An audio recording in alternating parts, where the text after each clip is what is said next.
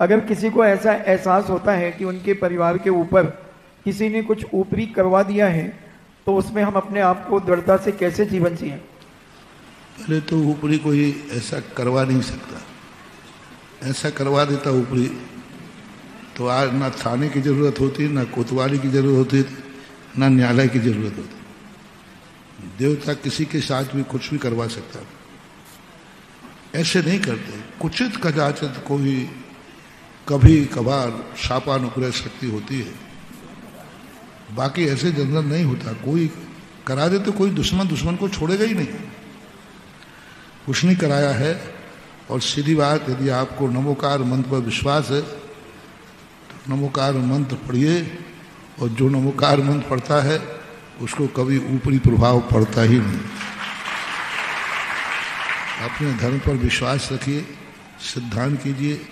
ऊपरी बाधा नहीं है, कोई अंदर का ही ऐसा परिणमन होता है। किस्मत है, बदलती रहती है। तुम कहो महाराज मेरा व्यापार बहुत अच्छा चलता था, एकाएक बंद हो गया, तो क्या बात हो गई? पुण्य कर्म का उदय था, खाता बंद हो गया, पुण्य कर्म कम बढ़ गया तो कम चलने लगा। बैंक में जितना साहब एक दिन वो था कि हम जितने का चेक काटते थे उतना का चेक बन जाता था, अब चेक तो रिटर्न होने लगा। कोई ऊपरी बाधा हो गई?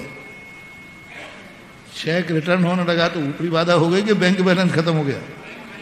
बस यही बात है कि अंदर का पुण्य खत्म हो गया, इसलिए बुरे दिन आ गए। पुण्य था इसलिए अच्छे दिन चल रहे थे।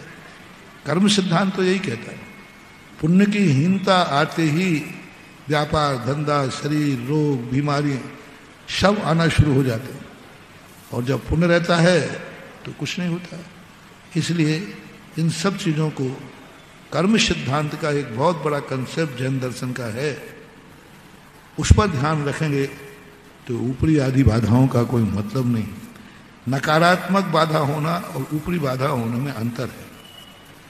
नकारात्मक बाधा तो हो सकती है कि यदि हम बहुत बार किसी के संबंध में बुरा सोचते हैं तो हमारे अंदर भी नकारात्मक स्थिति बन सकती है और सामने वाले के भी कर्मों की उद्दीपना हो सकती है। भावनाओं का प्रभाव पड़ता है। लेकिन ऊपरी बाधा का जो प्रसंग है, इस पर थोड़ा ज़्यादा विश्वास न करें, इसी में तुम्हारी ज़्यादा अच्छा है।